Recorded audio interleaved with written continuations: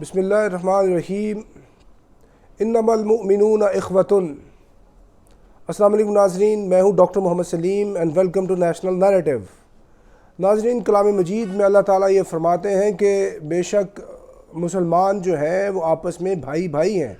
آج یوم یکجہتی کشمیر ہے، یعنی 5 فروری 2024 ہے، اور آج کے دن یہ ہم سولیڈیرٹی کا اعلان کرتے ہیں اپنے ان کشمیری مسلمان بہنوں اور بھائیوں کے ساتھ جو کہ غاصب ہندوستانی افواج کے زیر تسلط ہر طرح کا ظلم و بربریت سہ رہے ہیں، اور آج تک وہ بے شمار جو ہیں وہ اپنی قربانیاں دے چکے ہیں۔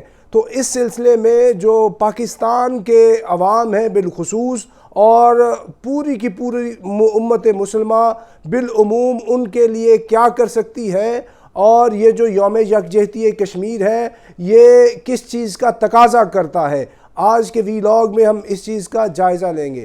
ناظرین، اللہ تعالیٰ نے یہ فرما دیا کہ تمام مومن آپس میں بھائی بھائی ہیں، اس میں تو کوئی تخصیص نہیں ہے۔ یہ جو جتنے بت ہیں، یہ جو آج کے قومیت کے نیشن سٹیٹ کی جتنی بھی تھیوریاں ہیں، وہ they do not have any sort of concern with the concept of Muslim belief۔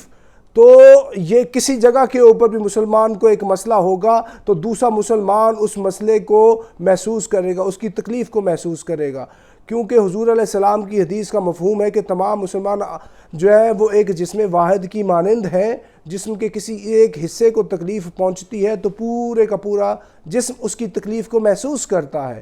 تو یہ جو تکلیف ہے مسلمانان کشمیر کے اوپر، یہ پچھلے 76 سال سے وہ مختلف طرح کی تکلیفات کے اندر ہے، اور اس کے اندر بوقت 1947 ہی انہوں نے کوئی 2.5 لاکھ کے قریب قربانیاں دیں، 5 لاکھ بندہ ان کا زخمی ہوا، اور پھر یہ جو 1989 کا جو انتفاضہ ہے، یہ اپرائزنگ جو کشمیر میں ہوئی، اس سے لے کر ٹل ڈیٹ مور دین کوئی 50,000 ان کی وہ شہادتیں ہیں۔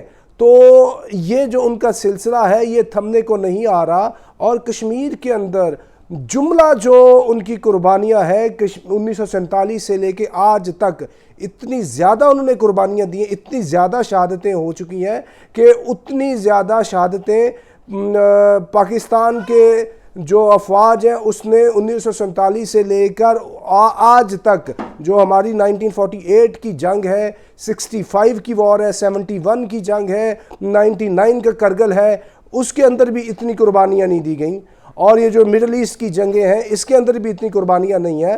تو انہوں نے تو اتنی قربانیاں دی ہیں، تو اس کے نتیجے میں ابھی تک کشمیر آزاد نہیں ہو سکا۔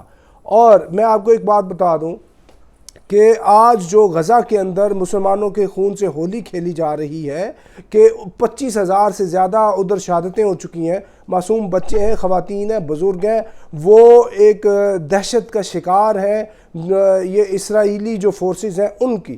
تو اتنا زیادہ تو غزہ کے اندر بھی خون نہیں بہا جتنا ادھر بہہ چکا ہے۔ تو کیا بات ہے، غزہ کے اندر اگر خون بہہ رہا ہے، حماس آگے ریزسٹنس کر رہی ہے، تو سائملٹینیسلی ایک بہت ہی سیریس لیول کے اوپر ڈائیلاگ ہو رہا ہے، بات چیت چل رہی ہے کہ پیلسٹائن کو علیحدہ سے ایک ملک تسلیم کر لیا جائے، کہ یہ جو ویسٹ بینک ہے، غزہ ہے، یروشلم ہے، اس کو ملا کے ایک علیحدہ سے ملک بنا دیا جائے۔ لیکن کشمیر کے اندر اس طرح کا تو کوئی معاملہ ہی نہیں ہے۔ اس کے لیے یہ ہے کہ کشمیر کے اندر جو موومنٹ ہے اس کے اندر وہ دوبارہ سے دمخم پیدا کرنا ہوگا، اور اس کے اندر وہ دوبارہ سے استقامت سے، مداومت سے وہ کام کرنا ہوگا، اور یہ جو انڈین آکیپائیڈ جو فورسز ہیں ان کو ریزسٹ کرنا ہوگا، ان کو ڈٹر کرنا ہوگا۔ اور آپ یہ دیکھیں کہ اگر یہ کہا جائے کہ پاکستان کی جو افواج ہیں وہ جا کے اپنی ذمہ داری کا مظاہرہ کریں، تو وہ ذمہ داری کا وہ تو مظاہرہ نہیں کر رہی، تو پھر آپ نے خود بخود کچھ نہ کچھ ایکشن لینا ہے، اور ایکشن یہی ہے کہ آپ اپنی موومنٹ کو دوبارہ سے ایکٹیویٹ کریں۔ اور آپ کے سامنے مثال ہے یہ غزہ کے مسلمانوں کی۔ دیکھیں، جب بھی کوئی کیا کہتے ہیں کہ بہت بڑا کوئی کام کرنا ہو تو اس کے لیے اتنی بڑی تکلیف اٹھانا پڑتی ہے۔